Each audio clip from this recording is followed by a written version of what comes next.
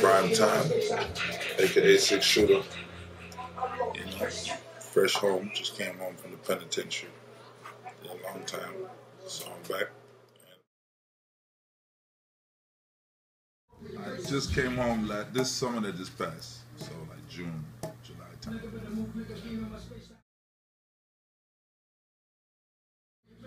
You're affected. People are just different effects of prison, right? So like prison could make you either like miss what you had or what you were doing or whatever, or to make you appreciate it, or it'll make you feel like I didn't really miss nothing. You know what I'm saying? Like you feel like when I came on, I feel like I was still in the race. Like I realized a lot of people ain't changed, they ain't evolved, they haven't really found themselves, right? So the whole time when I was in prison, I was trying to find who I was, and I was able to do that to a certain extent, right? So when you come back into society, you feel like, you know, not everybody has made those same strides that you might have made in your own life. So it's like sometimes it's disheartening because you're like, okay, well, I thought this person would have been here, and maybe I could have got a helping hand from here, but I came on, I had to, you know, grind and get back normal, and it was relatively easy because, you know, I mean, focus, right? You learn how to focus when there's nothing else to focus on except yourself, right? When you're locked up. So I mean, it was easy for me to reintegrate and get back running, you know. Well, the plan for what I call 2K Forever, because, you know, I don't really want to put a date on anything, because I mean, everything that I want to do or be a part of, I want it to be timeless.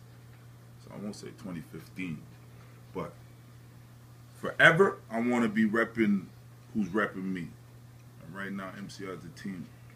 So I mean, if it's 2015, you're looking for 2015, you're going to get something. 2016, you're going to get something. 2017, 18, 19. There's always going to be some kind of talent that's being pushed through the team. So I mean, yeah, 2015, expect everything, you know? Tomorrow, fuck, right now we're in the studio. So I mean, you know, 5 minutes from now, you know, it's, that's right. You know what I'm saying? Oh, I'm just gonna get a quick. Everybody's fucking on real it. shit. You already know what it is. Prime time, man. Prime time, baby. Prime Time, baby. Prime time. I mean, I've been rapping like forever, right? Like, but it wasn't always rap. Like, it was like I'm like a hopeless romantic. So I started off writing like poetry and shit, cause like my background is like retarded, right? Like my parents and whoever, whatnot, they're like in all kind. I won't say their names because I'm a troublemaker. I don't want to associate my bad name with these people, but they're my family. So they, you know, they've been in the poetry scene and whatever. So I was always privy to writing and your feelings. So, you know, when you're young, it's like you have sometimes fucked up feelings. So, you know, the shit did get kind of dark. You know, you putting out your feelings, whatever, whatnot. But there was always a fun element. Like my first memories of hip hop was Father MC, and his track was like, you know, you're dancing and it's jiggy and it's almost R&B-ish. So I was like more R&B dude before anything. So I was like trying to write like love songs and shit. I wasn't even trying to write hip hop. You know what I'm saying? But you know, but you know what I mean? It was like weird. Like I had like, you know, my feelings that I want to put out there, but it was like, you know, you're a teenager, fuck. You know what I mean? You gotta write what you want to talk about, what you want to experience. Right? So I mean, it wasn't always dark, but there was dark points, and it grew because of experiences. And you know, Mobb Deep, you got Mobb Deep, you got Cool G Rap, you have, you know, Big Daddy Kane, certain Rakim, certain voices that just command like that certain listener. So I mean, me hearing that Wu-Tang shit like that, it was like, whoa, I more gravitated to like the East Coast kind of grimy shit because I lived in the States, and then I came back, and then it was like, that's, my homies were listening to the shit. So I was like, you already heard, you heard this, you heard that, you heard I was playing new shit for them. So it just influenced my whole circle to rap a certain way. So, you know, we just been rapping hard because that's what it was, where we was at. You know, I grew up Alexander Park, you know, Ardwick, you know what I mean, Dufferin, you know what I'm saying, Bloor.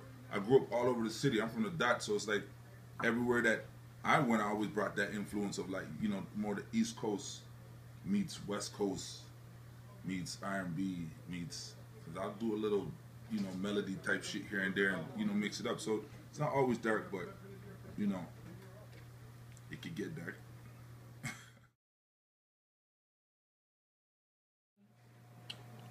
Well, today,